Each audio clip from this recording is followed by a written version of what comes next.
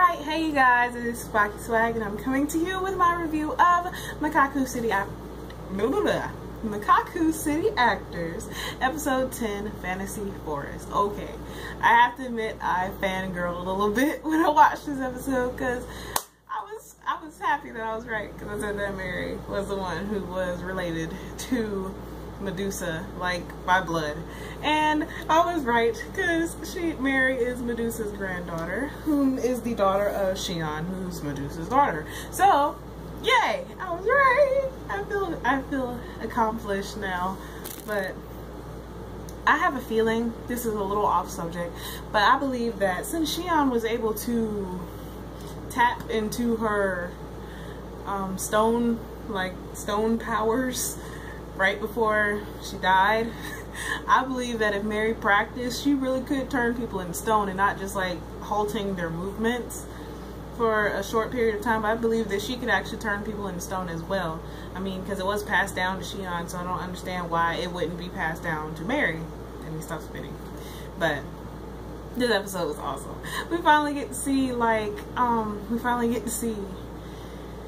Medusa's story. Like, we kept getting little snippets at the end of each episode, and now we finally got to see Medusa's story, or Azami. I'll call her Azami, Medusa, same difference, but we got to see Azami's story, and it was so sad. Like, I teared up watching this episode because it was just that sad, but I loved it. It was awesome. I'm so happy that I did catch up to Mekaku City Actors. I wish I would have caught up to it sooner, but I'm just happy that I am caught up to it because this episode was awesome. But then we also get to learn more about Mary and her, like, pretty much being alone after her mom dies. And it's so sad. No one deserves to be alone. More discrimination. But this episode, it was awesome. So I can say I was wrong about, well, yeah. Well, I didn't really necessarily say who I thought the queen was inside of, but the queen is inside of Mary, because Medusa, or Azami, transferred the queen into Mary, so that way Mary wouldn't have to live in the never-ending world, which in my personal opinion looks a little bit like hell, like how I would picture hell would be, like them suffering and it never ceasing. But that's neither here nor there. I'm not going to get into my religion, but this just, it was so sad. It was slightly depressing watching this episode, but we get to see like Mary's side of the story when she met Seto, and it's just like, oh, yay! I was so happy that Mary was finally happy, but it kind of sucked, like seeing what happened to her grandmother and her mother, and man, it was touching. This episode was awesome. I can't say that enough, and I'll probably say it like 5 or 6 more times before this video is over because this episode was awesome. But I don't know. I was just, this is so awesome. That was another one.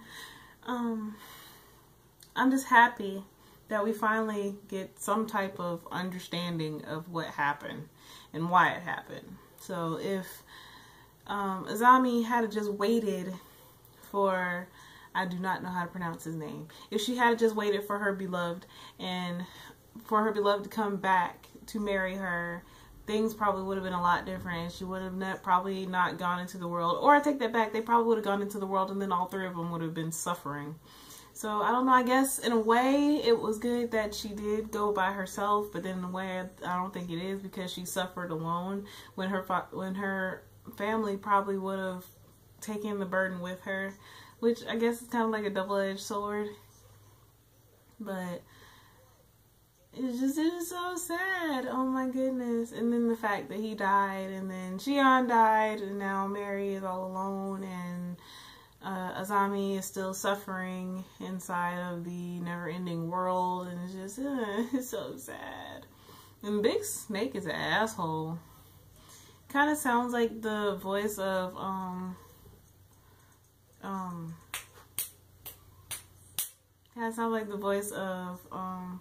Konoha. It might be the same voice actor, but the voice sounds similar, so that would be really awkward if it really was Konoha who was doing all this shit, but that's neither here nor there. This episode was awesome, but I think that's pretty much it. But also, I think we just got a little bit of foreshadowing at the end of the episode because they showed Mary, like, pretty much praying for her, like, to be able to spend time with her friends, and then a voice, which I think is the snake, is telling her that he'll grant her wish or whatever. So I have a bad feeling, like, if Mary is the queen, then I have a really bad feeling that all her friends, something's gonna happen to her friends.